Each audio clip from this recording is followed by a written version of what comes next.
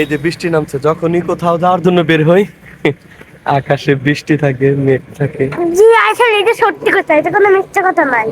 আচ্ছা দেখি এখন আছে কি হয়, বৃষ্টি হোক তারপরেও যাবো যেখানে যাওয়ার উদ্দেশ্যে বের হয়েছি ইনশাআল্লাহ। পথে যেতে যেতে রোদ উঠে গেছে, আমি সামনে হচ্ছি।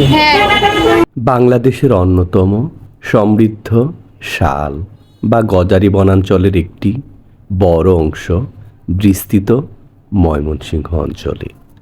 এই বনাঞ্চলগুলোকে বলা হয় ক্রান্তীয় আর্দ্র পাতাঝরা বন। শুষ্ক মৌসুমে শাল গাছের পাতা ঝরে যায়, আবার বর্ষায় নতুন সবুজে ভরে ওঠে পুরো বন।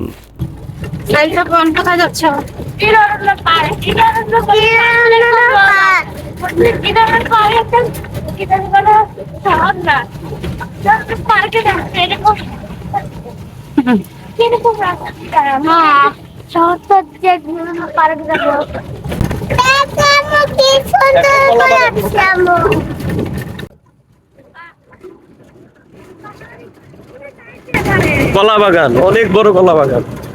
এই বন শুধু গাছের সমাহার নয়, এটি অসংখ্য পাখি, ছোট স্তন্যপায়ী প্রাণী এবং নানা উদ্ভিদের নিরাপদ আবাসস্থল।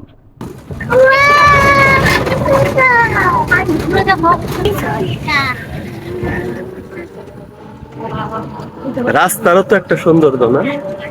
প্রকৃতির এই ভারসাম্য আমাদের পরিবেশকে সুস্থ রাখে, বাতাসকে বিশুদ্ধ করে এবং জীববৈচিত্র্য রক্ষা করে।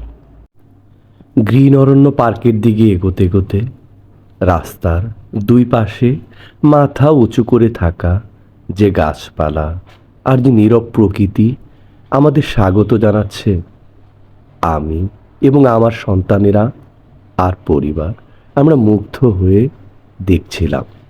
শহরের কোলাহল পেছনে ফেলে এখানে এসে মনে হলো প্রকৃতি যেন তার নিজের ভাষায় আমাদের সঙ্গে কথা বলছে। মনে হবে বহু বছর এই পথে হাঁটলে, এই সৌন্দর্য উপভোগ করলেও আপনি কখনোই ক্লান্ত হবেন না, শুধু দেখতেই মন চায়। তবে রাস্তা খারাপ, খুবই খারাপ, কিন্তু প্রকৃতি সুন্দর।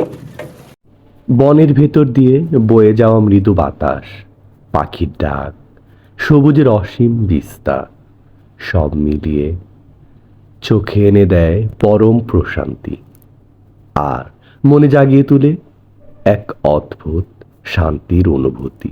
এই বনাঞ্চল সংরক্ষণ শুধু প্রকৃতির জন্য নয়, আমাদের ভবিষ্যৎ প্রজন্মের জন্যও খুবই গুরুত্বপূর্ণ।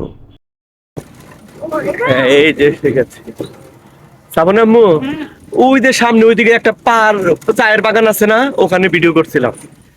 পাশে একটা চায়ের বাগান আছে না, একটা চায়ের বাগান আছে।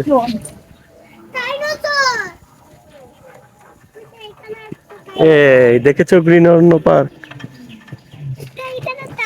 এসে